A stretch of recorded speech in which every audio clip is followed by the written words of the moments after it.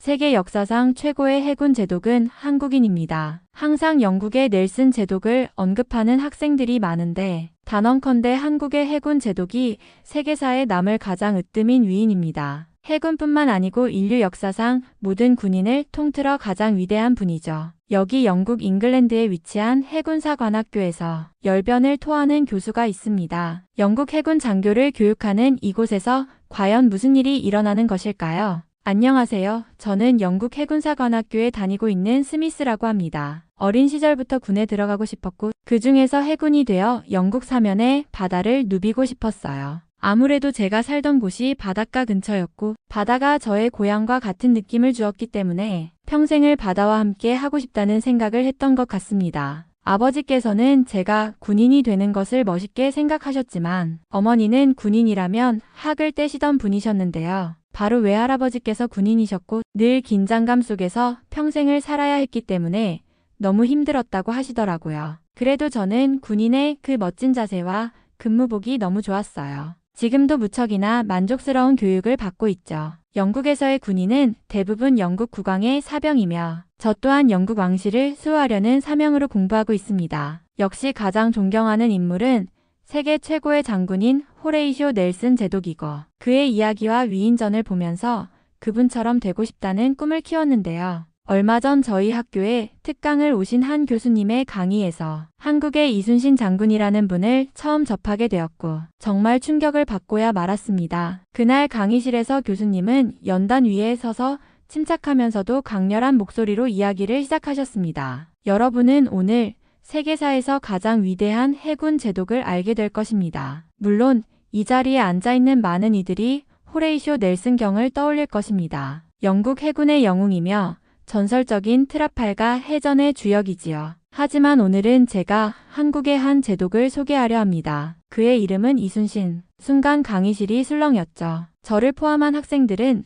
낯선 이름에 의아해하며 교수님을 바라봤습니다. 교수님은 그런 반응을 예상이라도 하신 듯 미소를 지으며 이야기를 이어가셨습니다. 이순신은 조선이라는 나라의 장군이었습니다. 그가 활동하던 시기는 16세기 말 동아시아를 중심으로 한 거대한 전쟁, 임진왜란의 시기였지요. 당시 일본이 조선을 침략했고 조선은 심각한 위기에 처했습니다. 일본군의 병력과 자원은 조선군을 압도했으며 국가 자체가 붕괴될 위기에 놓여 있었습니다. 그러나 이순신이라는 한 사람이 있었습니다. 그는 단순한 군인이 아니었습니다. 그는 전략가, 전술가, 그리고 리더로서 전쟁의 판도를 뒤바꾼 인물이었습니다. 교수님은 걸음을 멈추고 우리를 바라보며 잠시 말을 멈추셨습니다. 그리고 화면에 거북선의 그림을 띄우며 말씀을 이어갔습니다. 여러분, 이 그림을 보십시오. 이것이 바로 거북선입니다. 이순신이 고안한 혁신적인 전함이지요. 전 세계적으로도 이처럼 독창적이고 방어에 탁월한 전함을 설계한 사례는 매우 드뭅니다. 당시 일본군은 이런 배를 전혀 예상하지 못했습니다. 이 거북선은 조선 수군이 일본 함대를 상대로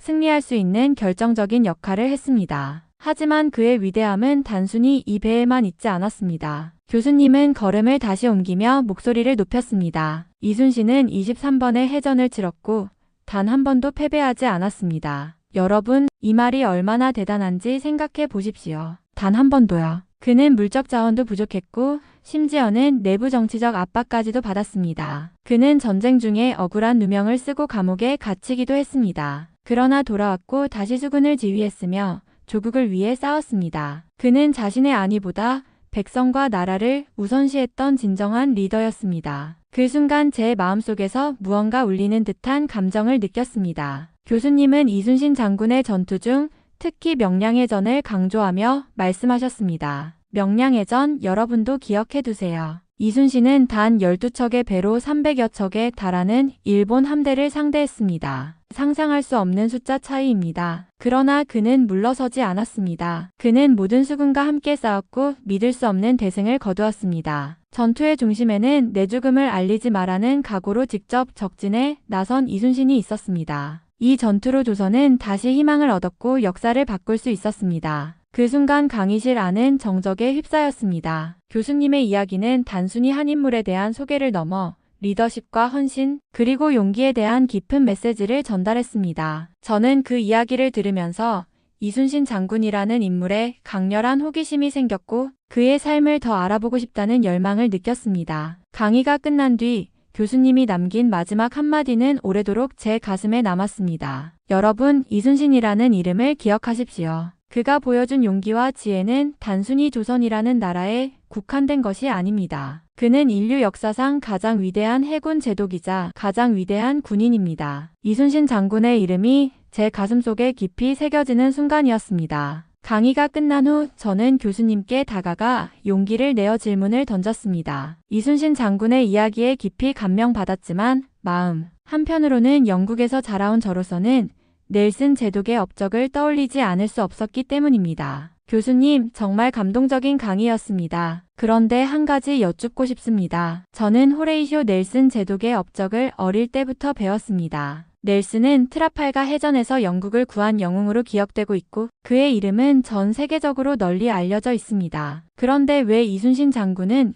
그렇게 위대하신데도 세계적으로 잘 알려지지 않은 걸까요? 교수님은 제 질문에 미소를 지으며 고개를 끄덕였습니다. 좋은 질문입니다, 스미스 군. 사실 그것은 역사와 국제 정세가 만들어낸 결과입니다. 넬슨 제독은 영국의 국력이 정점에 다다랐던 시기, 곧 대영제국의 시기에 그의 이름이 널리 퍼졌습니다. 영국은 당시에 전 세계적인 영향력을 가지고 있었고 그 덕분에 넬슨의 업적 역시 자연스럽게 전 세계에 전파된 것입니다. 교수님은 잠시 말을 멈추고 주위를 둘러보며 우리나라의 해군사관학교를 언급하셨습니다. 여기 영국 해군사관학교만 보더라도 넬슨의 이름과 동상이 캠퍼스 곳곳에 있죠. 그는 영국 해군의 상징이자 자부심이니까요. 반면 이순신 장군은 당시의 조선이 세계적으로 영향력을 행사하지 못했던 국가였다는 점에서 넬슨과는 상황이 달랐습니다. 교수님은 다시 저를 바라보며 말씀을 이었습니다. 조선은 일본과 중국 사이에 끼어 있었던 작은 나라였습니다. 더구나 서양과의 교류도 거의 없었지요. 이순신 장군의 업적이 아무리 대단하다고 하더라도 조선이라는 나라 자체가 서구 세계에 거의 알려지지 않았기 때문에 그의 이름도 자연스럽게 가려질 수밖에 없었습니다. 심지어 조선의 후손들조차도 그의 업적을 제대로 평가하기 어려운 시대도 있었으니까요. 저는 고개를 끄덕이며 교수님의 말을 이해하려 노력했습니다. 하지만 여전히 마음속에는 궁금증이 남아 있었습니다. 그렇다면 교수님께서 이순신 장군을 그렇게 높이 평가하시는 이유는 무엇인가요? 넬슨 제독과 비교했을 때 이순신 장군이 가진 특별함은 무엇인가요? 교수님은 잠시 생각에 잠기셨다가 다시 입을 여셨습니다. 넬슨과 이순신 두 분 모두 위대한 제독입니다. 하지만 이순신 장군이 특별한 이유는 그가 모든 것을 잃은 상황에서도 기적을 만들어냈기 때문입니다. 넬슨은 트라팔가 해전 당시 세계 최강의 영국 해군을 이끌었고 상대적으로 유리한 조건 속에서 싸웠습니다. 반면 이순신 장군은 단 12척의 배로 300척의 적을 상대해야 했던 절망적인 상황에서도 승리를 거두었지요. 그가 보여준 리더십과 헌신 그리고 끈기는 단순한 군사적 승리를 넘어 인간으로서의 경이로움을 보여줍니다. 그 말에 저는 큰 감동을 받았습니다. 교수님은 덧붙이셨습니다. 세계적으로 넬슨이 더 알려졌다는 사실이 이순신 장군의 가치를 떨어뜨리지는 않습니다. 오히려 우리가 이런 인물을 더 알아가고 배워야 하는 이유가 되겠지요. 스미스 군 기억하세요. 진정한 영웅은 그가 알려진 정도로 평가되는 것이 아니라 그가 남긴 유산으로 평가받는 것입니다. 그 말을 듣고 저는 이순신 장군의 삶과 업적을 더 깊이 알고 싶어졌습니다. 그가 세계적으로 덜 알려진 이유를 이해했지만 저는 그의 이야기를 더 많은 사람들과 나누고 싶다는 열망을 느꼈습니다. 특강을 들은 후 저는 이순신 장군에 대한 감명을 감출 수 없었습니다. 그래서 같은 반 친구 몇 명에게 이순신 장군 이야기를 꺼냈습니다. 처음에는 너희들 이순신 장군에 대해 들어본 적 있니? 라며 가볍게 말을 시작했죠. 하지만 이야기가 점점 깊어질수록 친구들의 반응은 점차 달라지기 시작했습니다. 스미스, 그게 누구야? 아시아 사람 아냐? 톰이 먼저 눈썹을 찌푸리며 물었습니다. 저는 이순신 장군이 어떻게 12척의 배로 300척의 적을 상대하며 승리했는지 그리고 그가 보여준 지혜와 희생에 대해 열심히 설명했습니다. 그러나 말을 다 끝내기도 전에 다른 친구들이 끼어들었습니다. 그런 이야기를 들을 시간에 호레이쇼 넬슨의 업적을 다시 공부해보는 게 좋지 않을까? 앤드류가 넬슨 제독의 위인전을 펼치듯 말을 쏟아내기 시작했습니다. 넬슨은 그야말로 불멸의 해군 제독이야. 트라팔가 해전에서 보여준 전략과 용맹은 단순한 전투를 넘어 영국 역사 전체를 바꾼 사건이라고. 이어 톰도 가세했습니다. 넬슨 제독은 한쪽 눈과 한쪽 팔을 잃고도 싸움을 멈추지 않았지. 그는 죽는 순간까지 영국은 승리했다는 말을 남기며 진정한 영웅으로 떠났어. 그의 동상은 트라팔가 광장 한가운데 서 있잖아. 우리에게 있어선 그보다 위대한 해군 제독이 있을 수 없어. 그들은 넬슨의 생애와 업적을 마치 책에 적힌 대로 외우듯이 말하며 서로 말을 주고받았습니다. 넬슨은 유럽과 세계 역사를 통째로 바꿨어. 그가 없었다면 지금의 영국은 없었을 거야. 그런데 스미스, 아시아 사람을 왜 갑자기 그렇게 존경하는 건데? 낯선 이야기를 듣더니 바로 생각이 바뀌어 버린 거야. 앤드류가 조소 섞인 표정으로 말을 이어갔습니다. 솔직히 이순신이 뭔가 대단한 일을 했다는 건 인정할 수 있겠지만 넬슨과 비교한다는 건 좀 이상하지 않아? 아시아 사람들이 역사에 끼친 영향력이 얼마나 되겠어? 우리 영국이랑은 상대가 안 되지. 그들의 반응은 예상 밖이었지만 저는 가슴이 답답했습니다. 분명 넬슨 제독은 위대한 인물임을 저도 알고 있었지만 이순신 장군의 업적을 그렇게 가볍게 여기는 것은 너무나 억울했습니다. 하지만 그들에게 제 말을 받아들일 여지는 없어 보였습니다. 톰은 제게 고개를 갸웃하며 마지막 한마디를 던졌습니다. 스미스, 너 정말 특이하다. 넬슨 제독을 두고 아시아 사람을 존경하겠다니 너답지 않아. 우리가 배운 건 영국이 세계 최고의 해군 국가였다는 거고 그 중심엔 넬슨이 있다는 거야. 그런 건 좀 명심해 두는 게 좋을걸. 저는 더 이상 말을 이어갈 수 없었습니다. 그들의 편견과 강한 애국심 앞에서 이순신 장군의 이야기는 전혀 들리지 않는 듯 했습니다. 하지만 그날 밤 저는 결심했습니다. 이순신 장군의 업적과 삶을 더 깊이 연구해서 친구들에게 정말로 그분의 위대함을 알리고 싶다고 말이죠. 그날 밤 저는 어릴 적 친구였던 제임스를 떠올렸습니다. 그는 어릴 때부터 한국을 좋아하던 친구였습니다. 제가 그와 오랫동안 연락하지 않았지만 이번만큼은 꼭 그의 이야기를 듣고 싶다는 생각이 들었습니다. 다행히도 그가 여전히 같은 동네에 살고 있다는 소식을 들었기에 주저하지 않고 다음날 바로 그를 찾아갔습니다. 제임스는 저를 보자 반갑게 웃으며 집으로 초대했습니다. 그는 여전히 책과 세계지도로 가득한 방에 살고 있었고 방 한쪽에는 한국과 관련된 여러 기념품이 놓여 있었습니다. 저는 제임스에게 이순신 장군 이야기를 들은 뒤 받은 충격과 친구들의 반응을 털어놓으며 이야기를 시작했습니다. 제임스, 혹시 이순신 장군에 대해 들어본 적 있어? 난 이번에 처음으로 알게 됐는데 정말 놀라운 분이더라. 하지만 학교 친구들은 그 얘기를 듣고도 별로 대단하지 않다고 생각하더라고. 제임스는 제 말을 듣더니 미소를 지으며 고개를 끄덕였습니다. 그럴 줄 알았어, 스미스. 영국에서 자란 사람들은 대부분 넬슨 제독에 대한 자부심이 강하잖아. 나도 넬슨 제독을 존경하지만 이순신 장군은 다른 의미에서 정말 대단한 분이야. 그의 이야기는 들어보면 들을수록 사람을 깊이 감동시켜. 저는 고개를 끄덕이며 물었습니다. 그럼 왜 이순신 장군은 세계적으로 널리 알려지지 않은 걸까? 친구들은 아시아라서 별거 아니라고 하던데 난 그렇게 생각하지 않거든. 제임스는 한숨을 내쉬며 대답했습니다. 그건 아마도 이순신 장군이 활약했던 조선이라는 나라가 당시 국제사회에서 고립된 위치에 있었기 때문일 거야. 조선은 외세와의 교류보다는 자국의 문화와 전통을 지키는데 더 힘썼거든. 그 결과 그의 업적도 국제적으로 잘 알려지지 않았던 것 같아. 이어 그는 자신의 책장에서 한 권을 꺼내 저에게 건넸습니다. 여기 봐. 이건 내가 한국사를 공부하면서 읽은 책인데 이순신 장군에 대한 이야기야. 그는 단순히 전쟁에서 이긴 장군이 아니라 국민을 보호하기 위해 자신의 모든 것을 바친 분이야. 심지어 그의 마지막 순간도 나라를 위해 싸우다 돌아가신 거였다고. 저는 그 책을 받아들고 한참 동안 표지를 바라봤습니다. 제임스의 설명은 마치 이순신 장군을 눈앞에서 다시 만나는 것 같은 느낌을 주었습니다. 정말 대단한 분이구나. 넬슨 제독과는 또 다른 방식으로. 저는 혼잣말하듯 중얼거렸습니다. 제임스는 고개를 끄덕이며 덧붙였습니다. 넬슨은 세계적인 제국의 영웅으로 기억되고 있지만 이순신은 조용히 자신의 나라를 지켜낸 영웅이야. 그는 명예나 권력보다 국민을 위해 싸운 사람이었지. 스미스, 내가 그의 이야기에 감명받은 건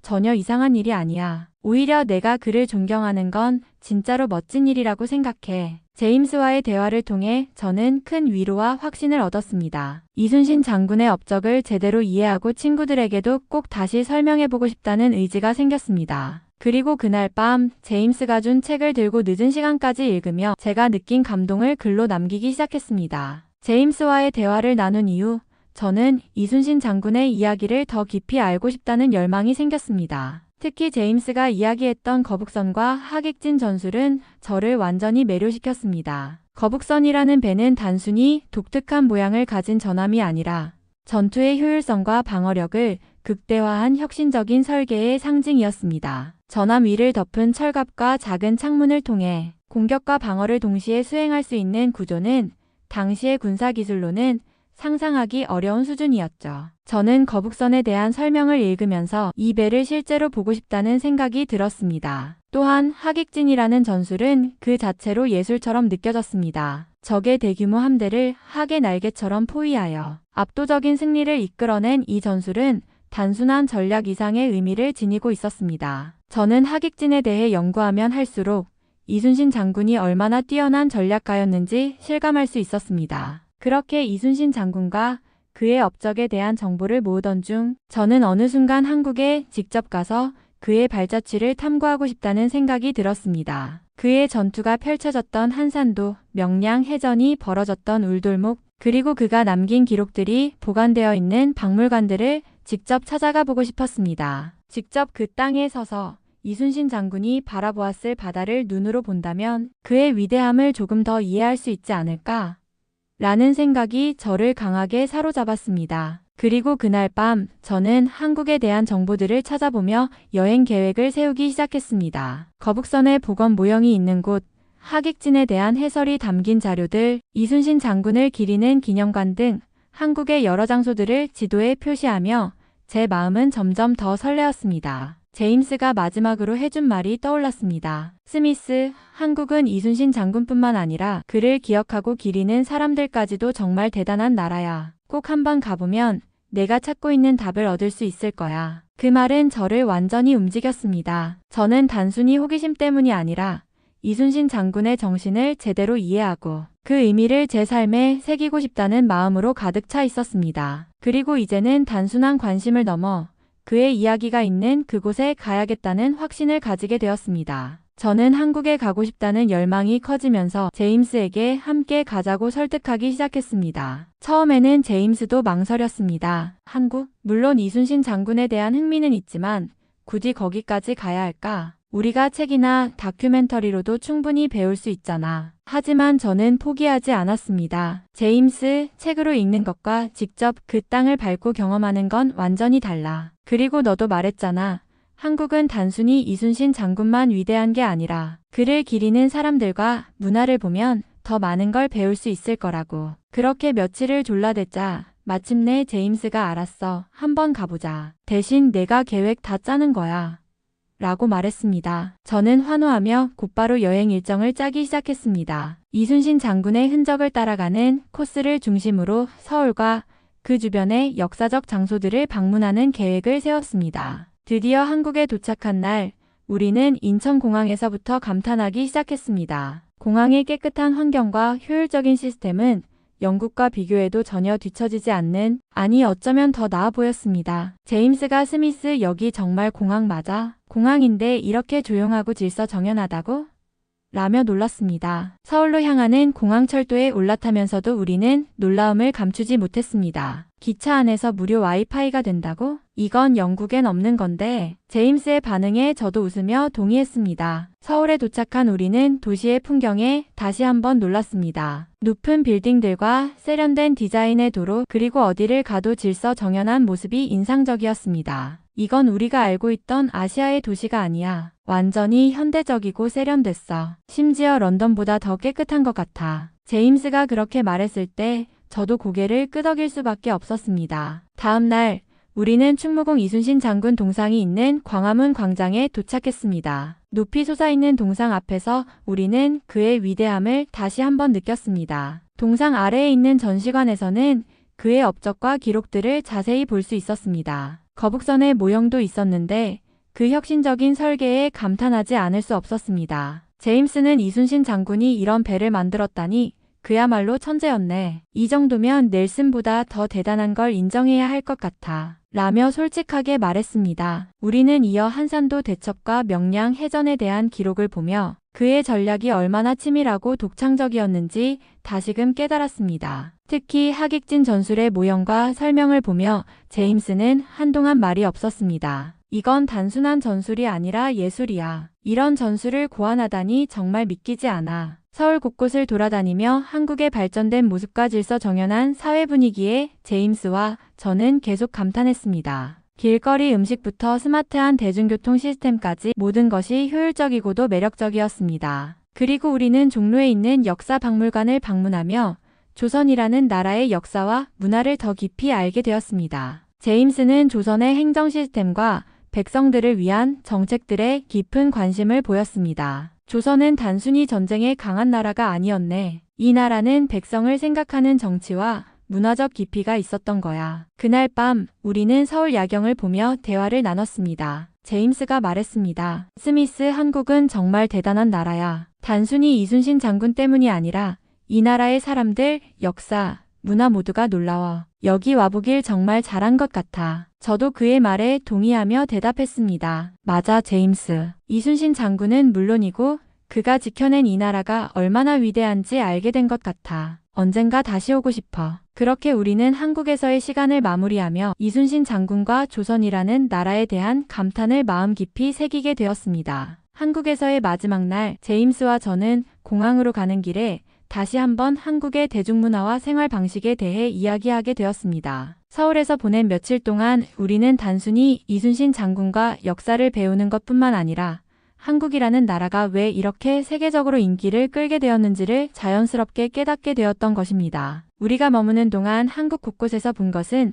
단순히 현대적이고 발전된 인프라뿐만이 아니었습니다. 우리는 사람들이 서로를 배려하며 질서를 지키는 모습, 작은 가게에서도 따뜻하게 손님을 대하는 태도, 그리고 음식점마다 가득한 다양한 한국 음식의 풍미까지도 느낄 수 있었습니다. 제임스가 말했습니다. 스미스, 넌 느꼈어? 한국은 단순히 잘 정비된 도시나 효율적인 교통 시스템 때문이 아니라 사람들이 참 친절해. 우리 호텔 직원부터 길에서 만난 사람들까지 하나같이 도와주려고 애쓰더라. 이런 게 정말 매력적인 것 같아. 저 역시 고개를 끄덕이며 동의했습니다. 맞아, 제임스. 이런 따뜻함이 사람들을 끌어들이는 것 같아. 우리는 한국에서 경험한 음식 문화도 이야기했습니다. 제임스는 특히 비빔밥과 불고기에 반해 있었습니다. 음식이 정말 독특해. 맛은 강렬하지만 재료 본연의 맛을 잘 살리고 건강에도 좋다는 느낌이 들어. 그리고 테이블에 나오는 반찬들이 너무 신기했어. 이건 단순히 음식을 먹는 게 아니라 문화를 함께 즐기는 것 같아. 대화를 나누면서 우리는 영국에서도 점점 한국 음식점이 늘어나는 이유를 이해할 수 있었습니다. 한국 음식은 단순히 맛있을 뿐만 아니라 건강에 좋은 요소와 독특한 문화적 경험을 함께 제공했기 때문입니다. 스미스, 너도 알다시피 요즘 런던에서도 한국 음식점이 인기잖아. 처음엔 단순히 유행이라 생각했는데 이제는 그게 아니라는 걸 알겠어. 사람들이 단순히 음식을 먹는 게 아니라 그 나라의 문화를 느끼고 싶어 하는 거야. 저는 제임스의 말에 덧붙였습니다. 그래, 그리고 한국 드라마나 영화, 음악 같은 대중문화가 큰 역할을 하는 것 같아. 영국에서도 케이팝이 엄청 인기잖아. 그런 걸 통해 한국을 접한 사람들이 자연스럽게 음식이나 전통 문화에도 관심을 가지게 되는 거지. 우리는 한국의 문화가 단순히 전파되는 것이 아니라 전 세계 사람들에게 긍정적인 영향을 미치고 있다는 것을 실감했습니다. 한국은 그들만의 독특한 전통과 현대적인 매력을 조화롭게 융합시켜 모든 사람들이 쉽게 공감하고 흥미를 느낄 수 있는 나라로 자리 잡고 있었습니다. 제임스가 마지막으로 말했습니다. 스미스, 이제는 나도 알겠어. 한국이 왜 이렇게 전 세계적으로 인기를 끌고 있는지. 그들의 문화는 단순히 흥미로운 걸 넘어서 사람들에게 새로운 영감을 주고 있거든. 음식, 역사, 사람들 모든 게 다 특별해. 저는 그 말을 들으며 다시 한번 느꼈습니다. 한국은 단순히 매력적인 나라를 넘어 그들의 문화와 가치를 세계에 전파하며 사람들에게 행복과 감동을 주고 있다는 사실을요. 그리고 우리는 이번 여행을 통해 이 모든 것을 직접 경험할 수 있었던 것에 감사하며 다시 한국에 올 날을 기약했습니다. 영국에 돌아오자마자 저는 한국에서 가져온 이순신 장군과 관련된 기념품들을 친구들에게 나누어 주기로 했습니다. 기념품 중에는 이순신 장군의 초상화가 새겨진 엽서와 하객진 전술을 묘사한 책갈피, 그리고 작은 거북선 모형이 포함되어 있었습니다. 특히 거북선 모형은 저도 처음 봤을 때처럼 친구들에게 강렬한 인상을 남겼습니다. 친구들 사이에서 자연스럽게 작은 모임이 형성되었습니다. 저는 거북선 모형을 책상 위에 올려놓고 설명하기 시작했습니다. 이게 바로 이순신 장군이 이끈 전투에서 사용된 배야. 거북선이라고 불리는데 보통 배랑 다르게 갑판이 철판으로 덮여 있고 그 위에 뾰족한 쇠못이 박혀 있어서 적이 올라타지 못하게 만들었어. 그리고 배의 앞머리에는 대포를 쏠 수 있는 용머리가 달려 있었지. 한 친구가 거북선을 이리저리 살펴보며 말했습니다. 말도 안 돼. 16세기에 이런 배를 만들었다고? 대포도 쏠 수 있다니 믿기 힘들다. 또 다른 친구는 하객진 전술에 대해 관심을 보였습니다. 그러니까 적의 함대를 새의 날개처럼 둘러싸서 한꺼번에 공격한 거라는 거지? 이런 전술을 생각해낸 사람이 정말 대단하다. 그날 이후로 친구들 사이에서 이순신 장군은 자연스럽게 대화 주제가 되었습니다. 처음에는 한국의 역사를 잘 모르는 친구들이 대부분이었지만 제가 들려준 이야기와 거북선 모형은 그들에게 흥미로운 호기심을 불러일으켰습니다. 특히 넬슨 제독에 대해 깊이 알고 있는 친구들이 이순신 장군과 비교하며 그의 전투와 전술에 감탄하는 모습을 보였습니다. 한 친구는 웃으며 말했습니다. 스미스, 넬슨이 우리 영국의 자부심인 건 맞는데 이순신도 못지않게 대단한 사람 같아. 이런 이야기를 왜 지금까지 몰랐을까? 세계사 책에서도 이런 걸 배웠으면 좋았을 텐데. 또 다른 친구는 한국에 한번 가보고 싶다고 말했습니다. 한국은 그냥 현대적인 나라라고만 생각했는데 이런 깊은 역사를 가지고 있다니 거북선 같은 걸 실제로 보고 싶어졌어. 저는 기뻤습니다. 단순히 기념품을 나눠주는 걸 넘어 친구들에게 한국의 위대한 역사와 인물을 알릴 수 있었다는 사실이 뿌듯했기 때문입니다. 거북선 모형은 단순한 장난감처럼 보일 수 있었지만 그것이 계기가 되어 친구들은 한국이라는 나라에 대해 더 알고 싶어졌습니다. 이후로도 친구들 사이에서 이순신 장군 이야기는 계속해서 화제가 되었고 몇몇 친구들은 스스로 자료를 찾아보기도 했습니다. 저는 그 모습을 보며 이순신 장군의 이야기가 단순히 한국만의 자랑이 아니라 전 세계적으로도 사람들에게 영감을 줄 수 있는 중요한 역사라는 걸 다시 한번 실감하게 되었습니다. 이렇게 영국의 작은 학교에서도 이순신 장군의 이름과 업적이 퍼져나가기 시작했고 친구들은 점점 더 그의 이야기에 흥미를 가지며 존경심을 표했습니다. 이순신 장군의 이야기가 우리 모두에게 더 많은 것을 알려줄 수 있을 것 같은 기대감이 들었습니다. 이순신 장군의 이야기가 제 친구들 사이에서 흥미로운 화제가 되자 저는 그의 인간적인 면모를 더욱 강조해서 알려주고 싶었습니다. 그래서 이순신 장군이 부하들을 얼마나 사랑하고 아꼈는지에 대해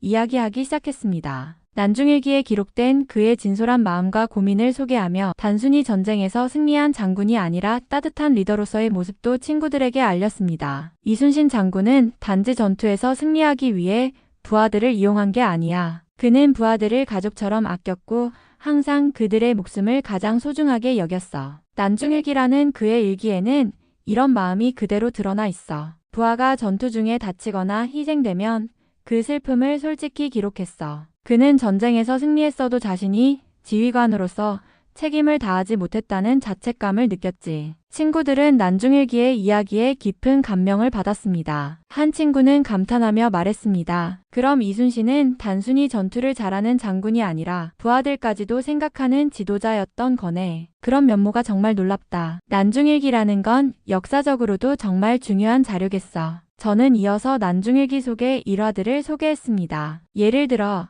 그는 전투 직후에도 전장에서 살아남은 부하들에게 감사하는 마음을 일기에 적었고 전쟁 중에도 백성들이 안전하게 피할 수 있도록 세심히 배려했어. 전투 상황에서도 인간적인 고민을 멈추지 않았다는 게 그의 위대함이야. 한 친구가 물었습니다. 넬슨도 부하들에게 신경을 쓰긴 했지만 이렇게까지 세심했던 건 아니었던 것 같아. 그의 일기나 편지에도 전투에서의 자신감과 승리에 대한 기쁨은 많았지만 부하들에 대한 개인적인 고민은 잘 보이지 않잖아. 이순신 장군은 좀 다르네. 이야기가 퍼지면서 친구들 사이에서 이순신 장군에 대한 존경심이 점점 커져갔습니다. 몇몇 친구들은 나는 이제 넬슨보다 이순신을 더 존경하게 됐어. 넬슨은 대단한 장군이지만 인간적인 면에서는 이순신이 더 깊은 울림을 주는 것 같아 라고 말하기도 했습니다. 거북선 이야기에 이어 이순신 장군의 인간적인 면모까지 알려지자 친구들은 그를 단순한 전쟁 영웅으로만 보지 않았습니다. 그는 이제 리더십과 헌신의 상징으로 자리 잡았고 넬슨을 넘어 더 위대한 인물로 친구들 마음속에 자리 잡았습니다. 마지막으로 저는 친구들에게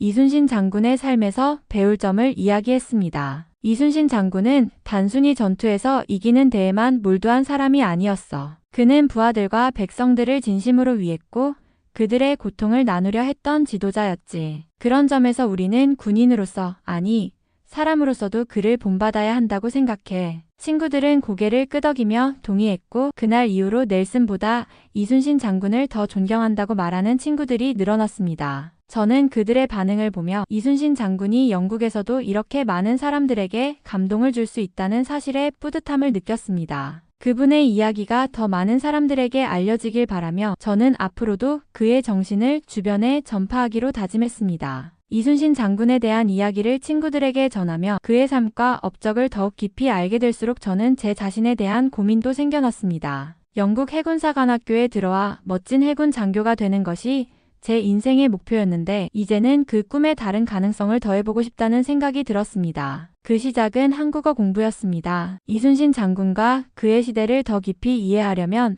한국어를 배우는 것이 필수적이라고 생각했습니다. 그래서 저는 틈날 때마다 한국어 교재를 사서 공부하기 시작했습니다. 처음에는 발음도 익숙하지 않고 문법도 복잡하게 느껴졌지만 한국어를 통해 이순신 장군의 난중일기 원문을 읽고 싶다는 열망이 저를 계속 앞으로 나아가게 했습니다. 저는 제 친구들에게도 한국어 공부를 시작했다고 말했는데 친구들은 제 열정을 신기하게 생각하면서도 응원해 주었습니다. 스미스, 너 정말 대단하다. 이순신 장군 때문에 한국어까지 배우겠다고? 그 열정은 인정한다. 라고 말하며 놀라워했습니다. 어떤 친구는 한국어를 조금 배워보고 싶다며 함께 공부하자고도 했습니다. 그러나 한국어를 배우며 점차 커지는 제 고민은 단순히 언어 공부에 그치지 않았습니다. 저는 이순신 장군 같은 위인을 세계에 알리는 일이 얼마나 보람있고 가치 있는 일인지 깨닫게 되었습니다. 해군 장교로서 바다를 누비는 삶도 멋지지만 이순신 장군이 남긴 정신과 가르침을 전파하며 사람들에게 영감을 주는 일도 제게는 큰 의미로 다가왔습니다. 멋진 해군 장교가 되어 바다를 지키는 것도 좋지만 이순신 장군의 정신을 세상에 알리는 일도 보람있지 않을까. 이런 생각이 머릿속을 떠나지 않았습니다. 그가 남긴 리더십, 희생정신, 그리고 사람에 대한 사랑은 지금도 많은 이들에게 큰 가르침을 줄 수 있다고 믿었습니다. 그분의 이야기를 듣고 제가 변화한 것처럼 세계의 다른 사람들에게도 이런 경험을 전하고 싶었습니다. 그날 이후 저는 진로에 대한 새로운 가능성을 고민하기 시작했습니다. 단순히 군인의 삶뿐만 아니라 이순신 장군처럼 인류에게 교훈을 줄 수 있는 무언가를 이루고 싶었습니다. 이런 마음을 품고 저는 앞으로 더 많은 것을 배우고 더 많은 곳을 경험하며 제 길을 찾아가기로 다짐했습니다. 이제 한국어 공부를 더 열심히 하며 언젠가는 한국에 가서 이순신 장군의 정신을 배울 뿐만 아니라 그것을 전 세계에 알릴 수 있는 사람이 되고 싶다는 꿈을 품고 있습니다. 한국도 자주 왕래하며 살고 싶으니까요. 이번 사연은 여기서 마무리하도록 하겠습니다. 끝까지 시청해주셔서 감사드립니다. 좋아요와 구독은 영상 제작에 큰 힘이 됩니다. 꼭 한 번씩만 눌러주세요. 감사합니다.